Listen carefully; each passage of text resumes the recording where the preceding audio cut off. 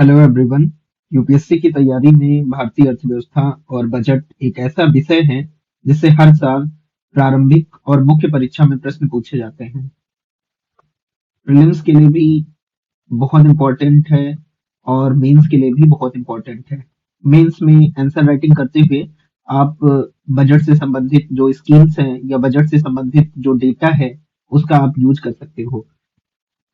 आज की क्लास में हम हालिया बजट की ऐतिहासिकता समझेंगे। हम जानेंगे कि क्यों यह बजट खास है और कौन से ऐसे तथ्य हैं जो आपकी परीक्षा के लिए अत्यंत महत्वपूर्ण है। इस सेशन में हम खासकर दो योजनाएं इस बजट में प्रस्तुत की गई थी उनको कवर करेंगे। इसी तरीके से छोटे छोटे वीडियोस बना करके बजट से संबंधित जो भी जरूरी बातें हैं वो आपके सामने रखते हुए चलेंगे। तो ऐतिहासिकता एक बार देख लेते हैं। वित्त मंत्री निर्मला सीतारमन जी ने अपना नवा लगातार बजट पेश करके एक नया कीर्तिमान स्थापित किया है। आपको याद रखना चाहिए कि भारत में सबसे ज्यादा बजट पेश करने का जो रिकॉर्ड है वो मोरारजी देसाई जी के नाम है। मोरारजी देसाई के नाम है जिन्होंने 10 बार बजट प्रस्तुत किया है। लेकिन मोरारजी देसाई के द्वारा ये जो 10 बार बजट प्रस्तुत किया गया है ये लगातार प्रस्तुत नहीं किया गया था। इसे अलग अलग कालखंडों में प्रस्तुत किया गया था। लेकिन यहाँ पर जो निर्मला सीतारमन जी के द्वारा 9 बार लगातार जो कि सबसे अधिक है बजट प्रस्तुत किया गया है। दूसरा महत्वपूर्ण बिंदु स्क्रीन पर आपको दिख रहा होगा कि बजट रविवार को पेश हुआ है। आमतौर पर जो संसद की कार्यवाही कामकाजी दिनों में ही होती है, जो वर्किंग डेज होते हैं उन्हीं में ही संसद की कार्यवाही होती है।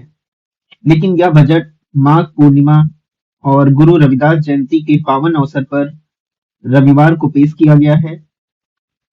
आजाद भारत के इतिहास में ऐसा केवल दूसरी बार हुआ है। इससे पहले 28 फरवरी 1999 को तत्कालीन वित्त मंत्री यशवंत सिन्हा ने रविवार के दिन बजट पेश किया था। रविवार को बजट पेश करना यह दिखाता है कि अर्थव्यवस्था की प्राथमिकता किसी भी छुट्टी से ऊपर है।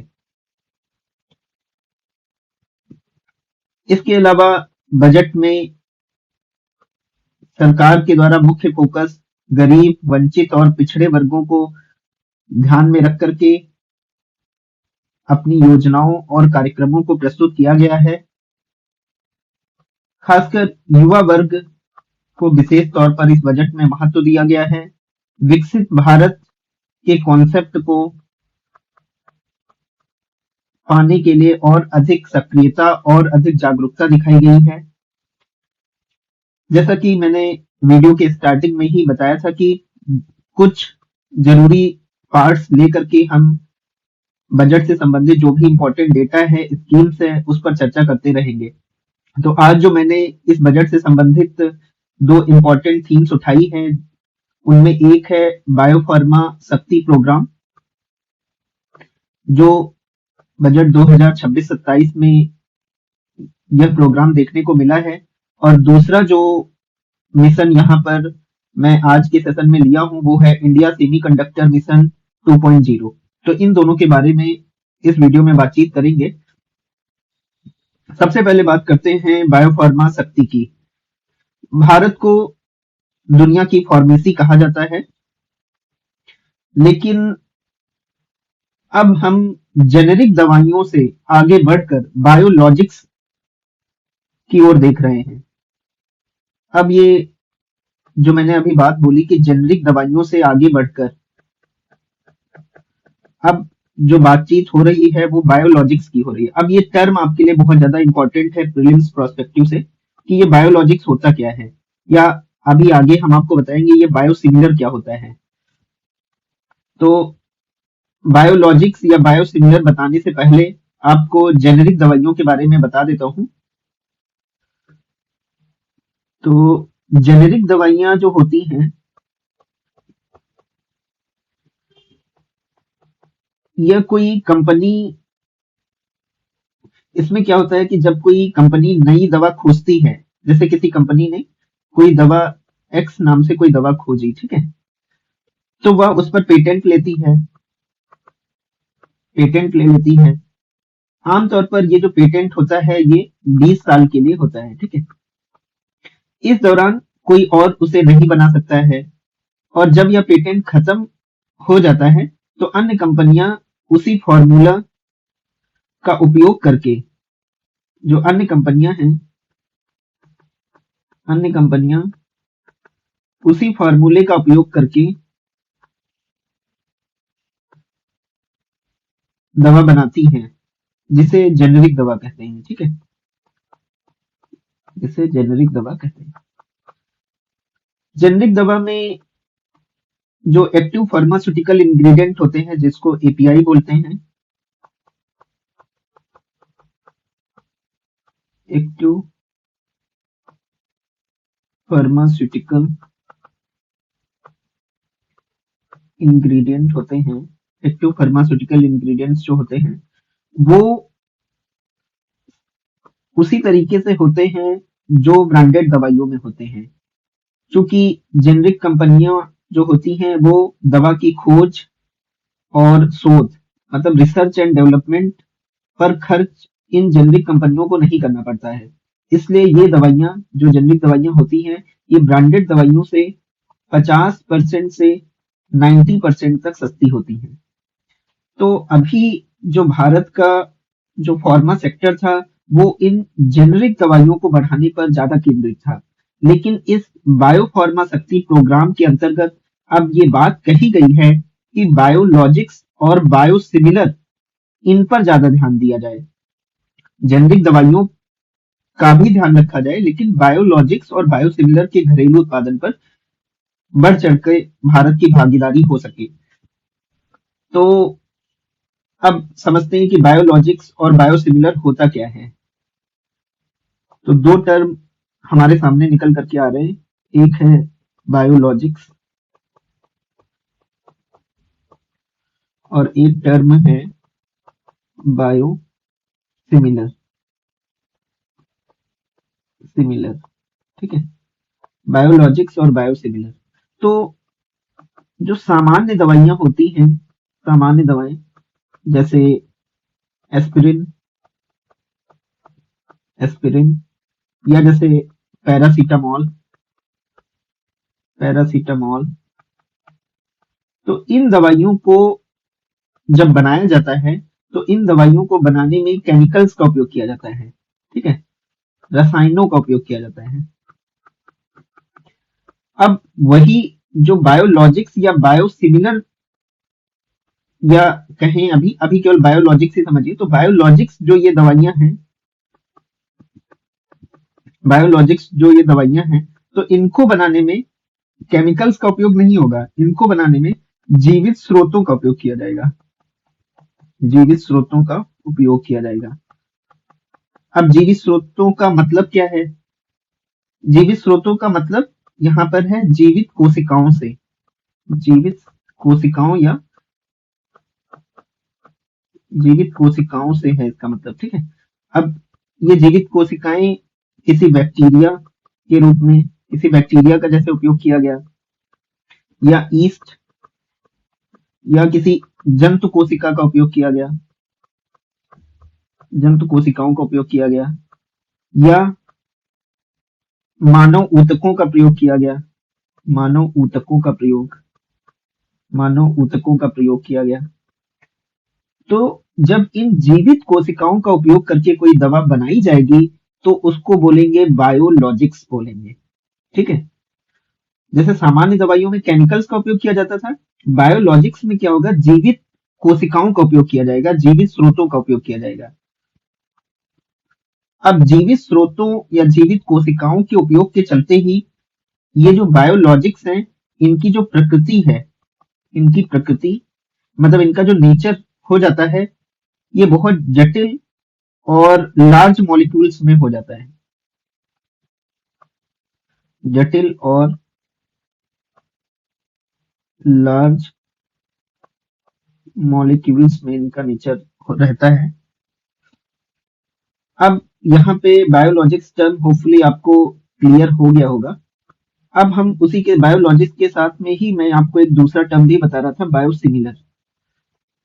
बायोसिमिलर तो जैसे कोई ब्रांडेड दवा है, ठीक है, कोई भी ब्रांडेड मेडिसिन है, तो उसको लेकर के मैंने आपको बताया था कि जब उसका पेटेंट खत्म हो जाता है तो जेनरिक दवाइयां बनने लगती हैं, ठीक है, जेनरिक दवाइयां निकल करके आती हैं। उसी तरीके से जब बायोलॉजिक्स की कॉपी बनेगी, उसी तरीके से जब बायोलॉजिक्स की कॉपी बनेगी, उसी तरीके से जब बायोलॉजिक्स की कॉपी बनेगी तो इसी को बायोसिमिलर कहेंगे। तो इन्हीं दवाइयों को बायोसिमिलर दवाइयां कहेंगे, ठीक है।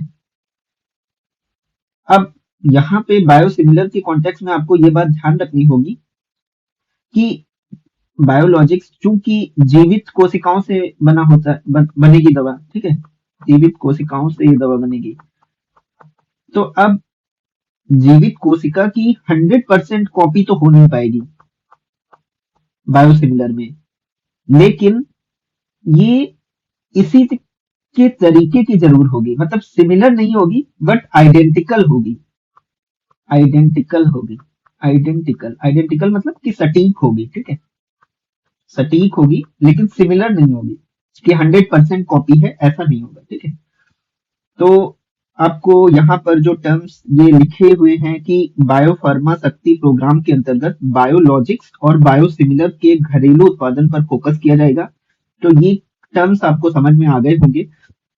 और ये जो बायोफार्मा शक्ति प्रोग्राम है ये किस मिनिस्ट्री के द्वारा रन किया जाएगा, तो आपको मिनिस्ट्री का नाम पता होगा, नाम से ही जैसा कि स्पष्ट हो रहा है कि ministry of chemicals and fertilisers. अब ministry of chemical and fertilisers के अंतर्गत एक डिपार्टमेंट आता है, डिपार्टमेंट ऑफ फार्मास्यूटिकल्स। फार्मास्यूटिकल्स तो फार्मास्यूटिकल्स विभाग द्वारा ये प्रोग्राम संचालित होगा और इसके लिए जो बजट में आवंटन हुआ है वो 10,000 करोड़ रुपए का आवंटन किया गया है, जो कि अगले 5 वर्षों में खर्च किया जाएगा। तो ये बायोफार्मा शक्ति प्रोग्राम आपको अच्छे से समझ में आ गया होगा। और इससे न केवल हमारा एक्सपोर्ट बढ़ेगा बल्कि हेल्थ सिक्योरिटी के मामले में चीन जैसे देशों पर हमारी निर्भरता जो है वो कम होगी, ठीक है। तो ये टॉपिक यहाँ पर कंप्लीट हुआ, बायोफार्मा शक्ति प्रोग्राम। जैसे एक और आपको उदाहरण दे देता हूँ, जैसे कोरोना टाइम पर आपने देखा था कि जो वैक्सीन बन रही थी तो उसमें जीवित कोशिकाओं का उपयोग किया जा रहा था। तो कोरोना के जो टीके हैं वो किसके अंतर्गत आएंगे, वो बायोलॉजिक्स के अंतर्गत आएंगे, ठीक है। कोरोना के जो टीके हैं वो किसके अंतर्गत आएंगे, बायोलॉजिक्स के अंतर्गत आएंगे। उन उन वो टीके बायोलॉजिक्स के अंतर्गत आएंगे जिनमें जीवित कोशिकाओं का उपयोग किया गया होगा, ठीक है। तो एक उदाहरण भी आपको दे दिया। तो होपफुली आपको बायोफार्मा शक्ति प्रोग्राम से संबंधित सारी बातें समझ में आ गई होंगी। अब आज के नेक्स्ट टॉपिक पर चलते हैं, सेमीकंडक्टर की इंडिया सेमीकंडक्टर मिशन 2.0। सेमीकंडक्टर जो है वो दुनिया का एक नया सोना है, ठीक है, क्योंकि इसके बिना ना आपका फोन चलेगा, ना कार चलेगी, ना मिसाइल चलेगा। तो ये दुनिया का नया सोना है। और जो इंडिया सेमीकंडक्टर मिशन 1.0 था, जो इसका पहला चरण था, वो 2021 में शुरू हुआ था। और अब इंडिया सेमीकंडक्टर मिशन 2.0 को इस बजट में इसको प्रस्तुत किया गया है, इस मिशन को। और इससे तकनीकी आत्मनिर्भरता, टेक्नोलॉजिकल ऑटोनॉमी देखने को मिलेगी। और अब जो इंडिया का फोकस है, अब भारत जो ध्यान दे रहा है वो केवल असेंबल ही नहीं करना चाहता, बल्कि अब वो डिजाइन करना चाहता है और फैब्रिकेशन भी करना चाहता है। तो अब हमारा ध्यान डिजाइन और फैब्रिकेशन पर इस मिशन के अंतर्गत देखने को मिलेगा। साथ ही साथ ग्लोबल वैल्यू चेन में मुख्य भागीदारी भारत की हो सके, इसके लिए प्रयास किया जाएगा इस मिशन के माध्यम से कि भारत वैश्विक मूल्य श्रृंखला जो है, ग्लोबल वैल्यू चेन जो है, उसमें एक मजबूत खिलाड़ी बने। और अगर दुनिया में चिप की कमी होती है तो भारत अपनी सप्लाई चेन सुरक्षित रखे और एक्सपोर्ट भी करे और यहाँ पर भारत में मैन्युफैक्चर भी करे। तो ये इंडिया सेमीकंडक्टर मिशन 2.0 के बारे में है और इसके तहत सरकार वित्तीय प्रोत्साहन देगी, कारखाने खुलेंगे, सेमीकंडक्टर की यूनिट से स्थापित की जाएंगी, जो कुछ इस मिशन के अंतर्गत बजट में बताया गया है। तो आज के सेशन में मैंने आपसे जो कुछ भी डिस्कस किया उसको एक बार देख लेते हैं। आज के सेशन में मैंने आपको बजट की ऐतिहासिकता के संदर्भ में बताया कि नवी बार लगातार निर्मला सीतारमन जी के द्वारा बजट प्रस्तुत किया गया। सबसे ज्यादा बार बजट प्रस्तुत करने का जो रिकॉर्ड है वो मोरारजी देसाई के नाम है और यह बजट रविवार को प्रस्तुत किया गया था। बजट में मुख्य रूप से गरीब, वंचित, पिछड़े वर्गों और खासकर युवा वर्ग पर अधिक ध्यान दिया गया है। विकसित भारत की अवधारणा पर फोकस है। बजट की दो प्रमुख जो बजट के प्रोग्राम रहे हैं, एक है बायोफार्मा शक्ति प्रोग्राम और दूसरा है इंडिया सेमीकंडक्टर मिशन 2.0। इन दोनों पर मैंने आज आपसे डिटेल में बातचीत किया। बायोलॉजिक्स क्या होता है, बायोसिमिलर क्या होता है। बायोलॉजिक्स के बारे में मैंने आपको बताया कि इनमें जीवित कोशिकाओं का उपयोग करके दवाइयों का बनाया जाता है और बायोसिमिलर जब बायोलॉजिक्स की ही कॉपी की जाए, भले ही वो 100% कॉपी नहीं होगी बट कुछ हद तक सटीक होगी, कुछ हद तक आइडेंटिकल होगी, तो उसको बायोसिमिलर कहेंगे। तो इन दोनों टर्म्स का मतलब समझा, जेनेरिक दवाइयों का हमने मतलब समझा, कितना बजट में आवंटन किया गया वो देख लिया कि 10,000 करोड़ का आवंटन किया गया है। इंडिया सेमीकंडक्टर मिशन के बारे में जान लिया, इसके पहले चरण को देखा। तो आज के सेशन में इतना ही और नेक्स्ट सेशन में हम बजट से संबंधित और कुछ महत्वपूर्ण 2 से 3 टॉपिक नेक्स्ट पार्ट में इसके डिस्कस करेंगे। तो आज के सेशन में इतना ही, मिलते हैं नेक्स्ट सेशन में। Thank you.